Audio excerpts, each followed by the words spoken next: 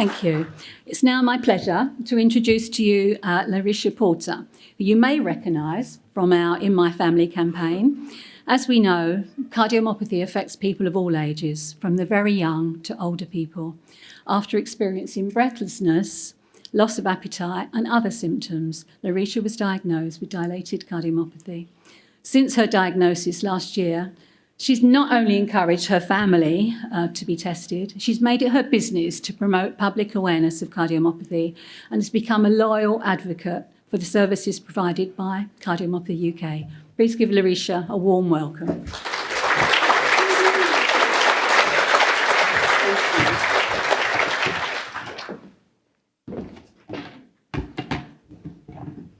Good morning.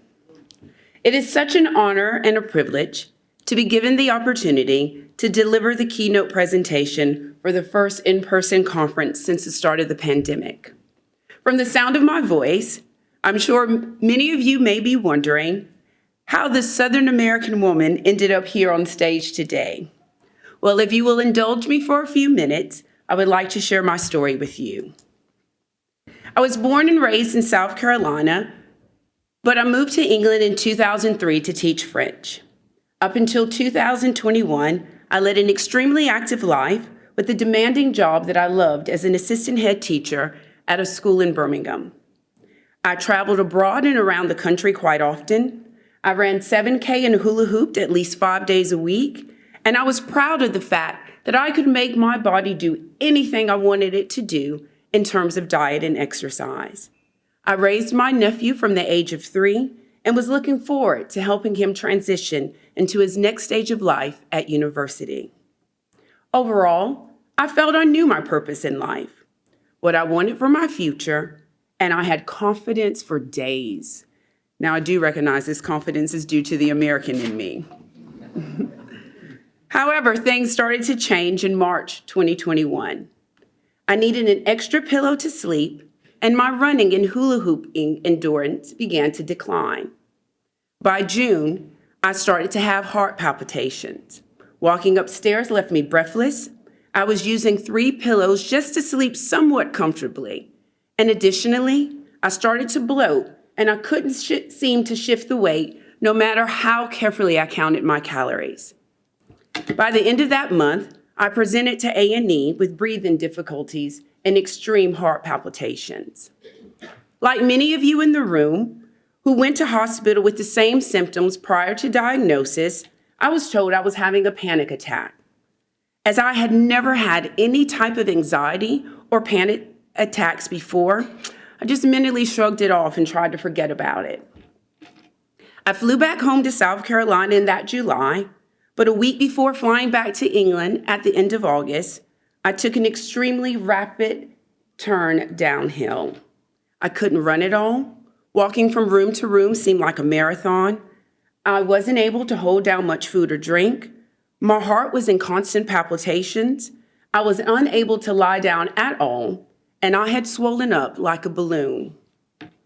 I flew back to England, arriving on the 2nd of September, and I can honestly say that this was the most difficult and painful plane journey I have ever experienced. By the afternoon of the 3rd of September, after dragging myself to work that morning, I was admitted to hospital and was told I was in heart failure.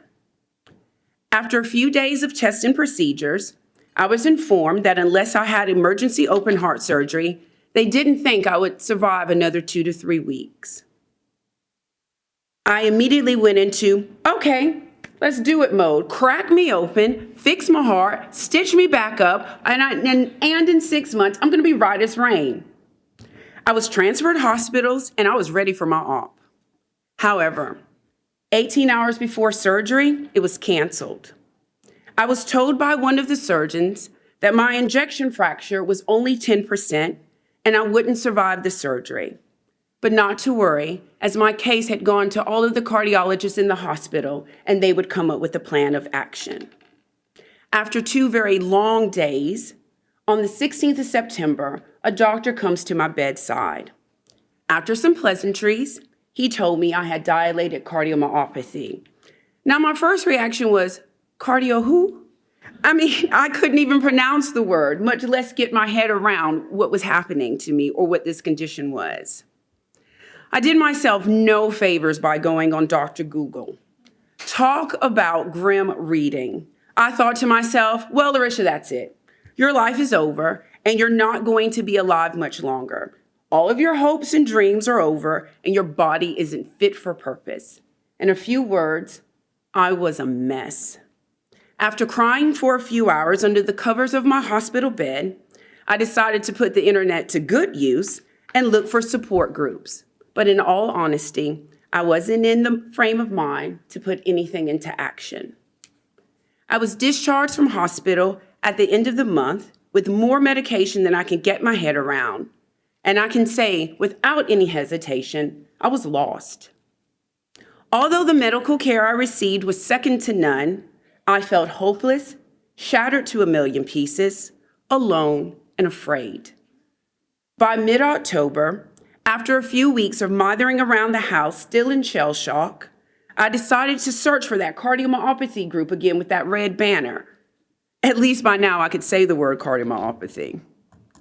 I found the website for Cardiomyopathy UK, and I saw that there was an online national conference coming up in a few days. So I signed up and attended. I attended 2 sessions in the morning, but I was especially keen to attend the session for those who had been diagnosed for less than a year.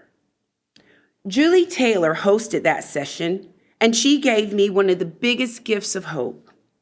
You see, Julie was telling us her story, and she said she had been diagnosed with cardiomyopathy since 1993. I literally interrupted her right in her tracks and asked her to repeat what she said about her year of diagnosis. Julie said it again, 1993. My mind was blown.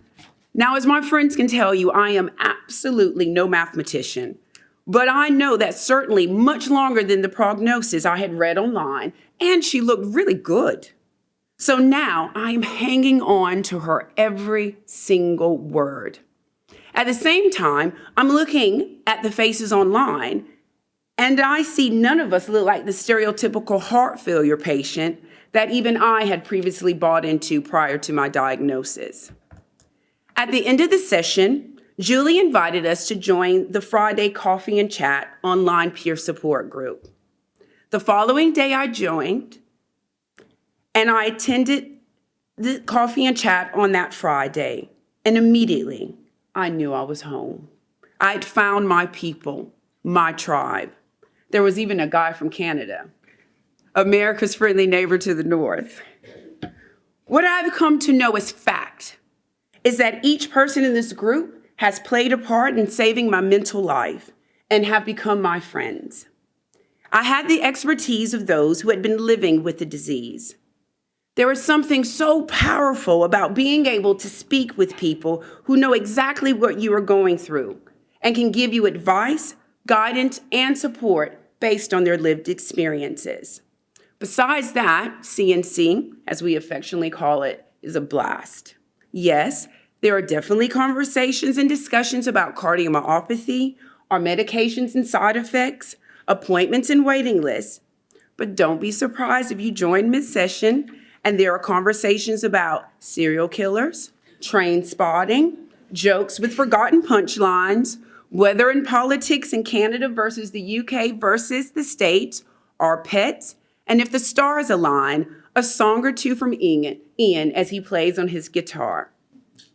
Now, if you look at the details for CNC when signing up, it says the time is from 2 to 3 p.m.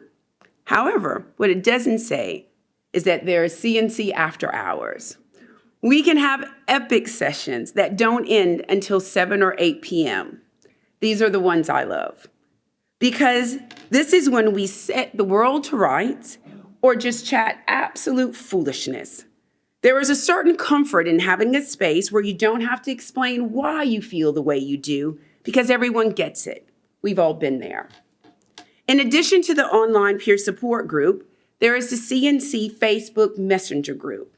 There is always someone to chat to and share your worries, fears, triumphs, jokes, memes, and gifts. And if you can't sleep, don't worry. Darren, the Canadian, is on night shift due to the time difference, so you were really never alone. Now, don't think our coffee and chat is limited to online. So many of us have traveled to meet each other in person. The first person I met in the flesh was Tony and his lovely wife, Amber, and their dog, Summer, in December 2021. I went to see our Cardiomyopathy UK Christmas tree in their local village church, and then Tony and Ann had me around to theirs for tea and coffee, and cake, as you do. This spring, Tony and Ann had me around again for lunch, and we will definitely be seeing each other for this year's Christmas tree festival in his village. In March this year, Marcia, Carla, and I met here in London, and it was amazing. We laughed and joked like we had known each other for years. Carla and I were together again last month and last night, hanging out, laughing, joking, eating, and having some cheeky cocktails. Personally, some of my favorite things in life. In April, I met Steph, who was in a Birmingham hospital waiting for a heart transplant due to her cardiomyopathy. Since I work in the city, I was able to visit Steph every 2 or 3 weeks leading up to her surgery. Even after her surgery, which has been a success, by the way, we still meet up, and I have been lucky enough to meet her wonderful family. In August, I met Julie.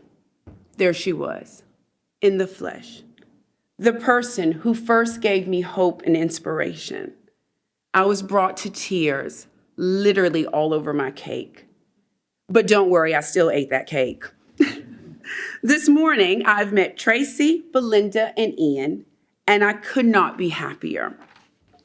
As you can probably tell, I can wax lyrical all day about CNC and how much I love each and every person in this group. They all help to build back my confidence and serve as living testimonies that there is a future after diagnosis. I am blessed to work at such an amazing school, and when I returned to work this past April, the students and staff rallied behind me when I asked if we could raise money for Cardiomyopathy UK. The entire school got on board, with the inclusion department and reprographics taking the helm, and we had a week of fundraising, which included cardiomyopathy education. I am proud to say that Borsley Green Girls School raised over £1,500 for the charity. Education is such a powerful tool. Our students are now aware of cardiomyopathy and know that if you are diagnosed, you can still lead a normal life with adjustments, of course. On the broader horizon, there is so much happening in the field of research, education, and new medications.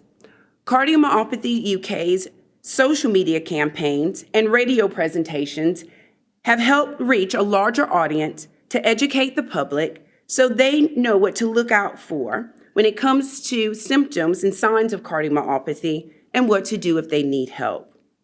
Research is constantly taking place to improve the lives of those with this disease, and there is a new drug that has been approved for those with HCM that has had phenomenal results. For me and my health, my recent cardiologist visit was close to a miracle.